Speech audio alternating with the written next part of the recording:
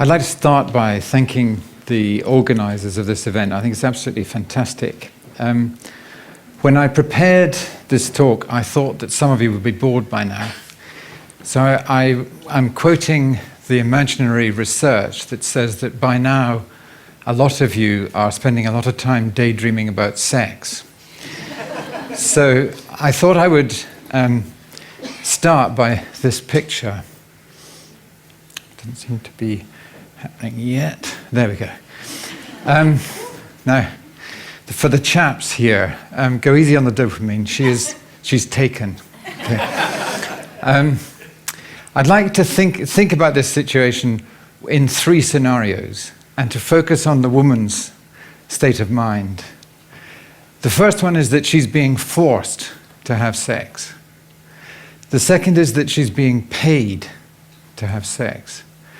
And the third is that this is a committed relationship. It's an expression of a committed relationship. Okay, that's enough stimulation. So, my thesis is that, at least as far as the legal structure goes, and for a lot of people, a lot of the time, work lies somewhere between being paid for doing it and being forced to do it. But it can be a partnership.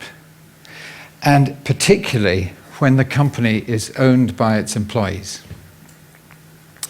I started into this back in the 80s when I was thinking about how we could change the company that I was running, which had been owned by my extended family for a long, long time. In order to motivate youngsters on the floor, on the shop floor, all I could think of saying was, well, aren't you lucky to be working to make my family rich? And it really doesn't work. I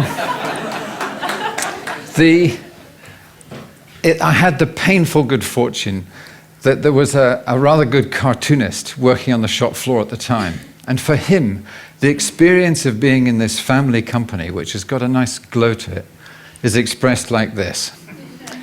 It's a power structure. He was sensitive to the power structure. When you're at the top of a power structure, you're not very sensitive to it. You just think it's that when people say that your ideas are the best ideas, it's because they are the best ideas. But for him, basically the guys on the shop floor got no information at all. They couldn't influence anything. Nobody listened to their ideas. They didn't participate in any of the wealth that they were creating. It's not a good way to live, and that's the normal situation. So I started trying to improve things, started giving out information, started official consultation processes, got people involved in improvement circles and so on, and shared some of the profit out. And the cartoon, I'm afraid, didn't get much better. This one is actually the most painful for me. Whoops, yes, it has worked. Because the point is, the power structure hasn't changed. The guy with the monocle has chosen to be nice. You know, he's giving out a bit here and there. You can see how inspiring it is from the guy at the right-hand side. You know, it's a random process, and the chap with the monocle can change his mind at any day. Whenever he likes, he can just change it because he's still got all the power. And he may, for instance, sell to a private equity company.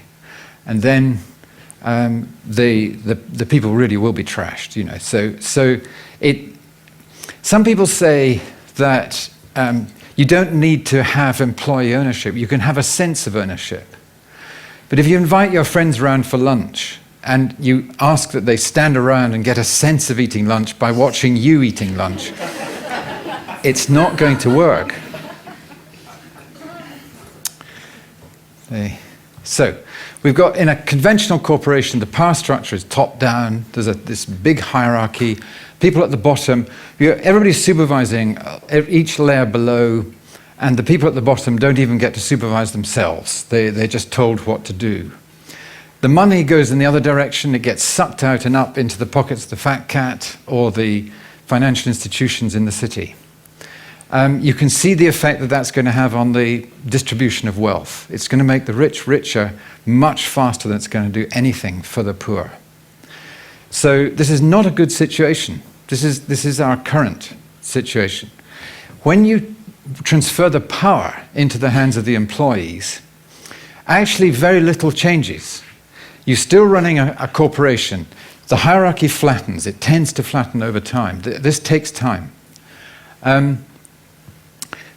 You can see that the downward power is still there. This is a hierarchy of decision making, which is important to make a business efficient. But at the end of the year, the people at the top step down and put themselves forward for re-election, and the people who re-elect them are the guys on the shop floor, the guys through the whole organization. That's a completely different incentive structure for the people at the top. It's now very important to them that everybody understands what's going on, because otherwise they're not going to vote them back in. And their behavior as a result is very, very different.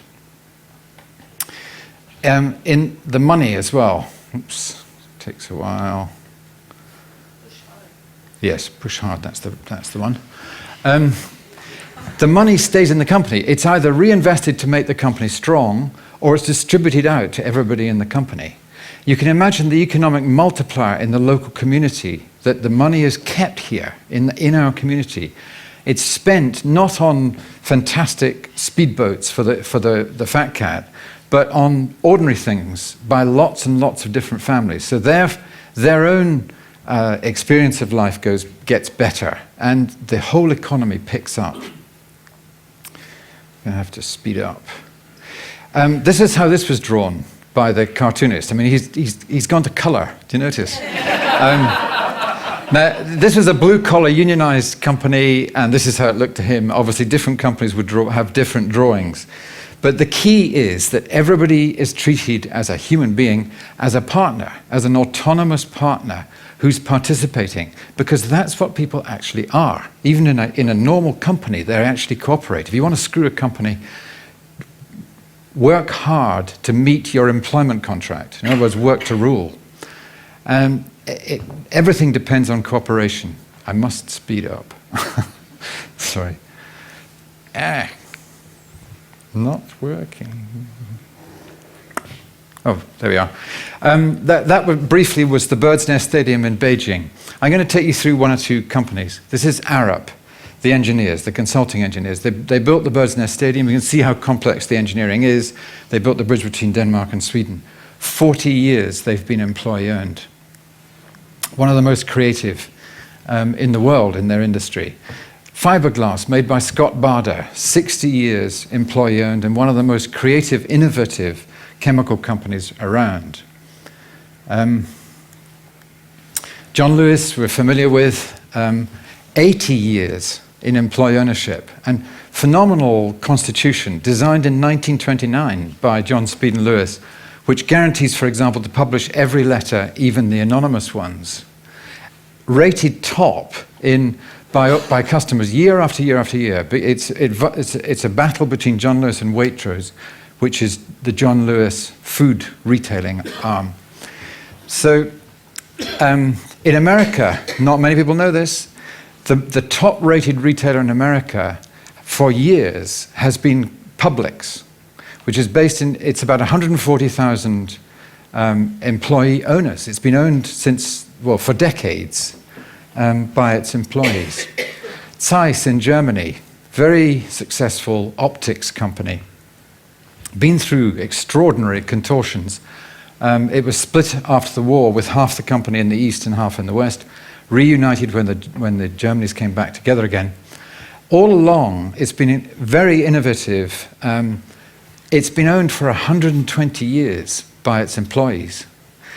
Now, these, if you like, are anecdotes, but they are illustrative of the studies. There have been a large number of studies now, particularly in the States, which confirm that employee ownership never makes a company worse and tends very consistently to produce all kinds of good effects. I'll go into them in a moment. You don't have to be highly educated to get it. You just have to be a person, be a human being.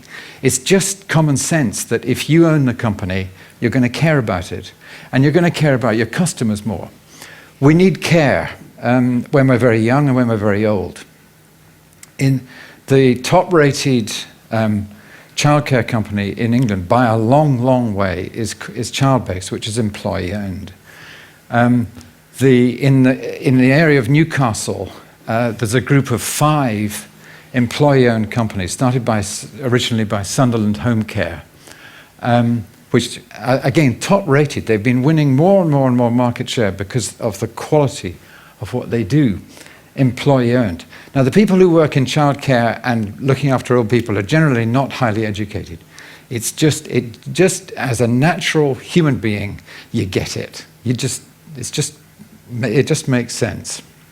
Central Surrey Health, 700 nurses came out of the NHS fairly recently, a few years ago, formed a company, exactly the same. They recently tendered for a big block of business. They were rated top on everything except for financial strength. They could only raise a £3 million bond instead of a £10 million bond that the city advisors had told the government was necessary. So they didn't get the contract. Now, do you want to be looked after by a financially driven corporation, or do you want to be looked after by 700 nurses who own their company? The Guggenheim Museum in Bilbao was built by an employee-owned company, part of the Mondragon Group, which employs 100,000 people around the world. It was started, or it was inspired, it wasn't started, it was inspired by a priest who always remained the local priest. And they went on to build, the first one was started in 1956. Then it was very successful very quickly, and so they started another one, another one, and another one. And then by 1959, they were growing very, very fast, which a lot of people say employee-owned companies won't do, but they do. And the banks panicked, and they said, these are just a bunch of workers. Who's going to actually make sure that they repay the money we're lending them? So they stopped the money. So these simple country folk really came to the priest and said, we've run out of money. What are we going to do? Nobody will give us any money. So he said, well, banks have money. Why don't you start a bank? And they all stormed out. They said, we are country folk.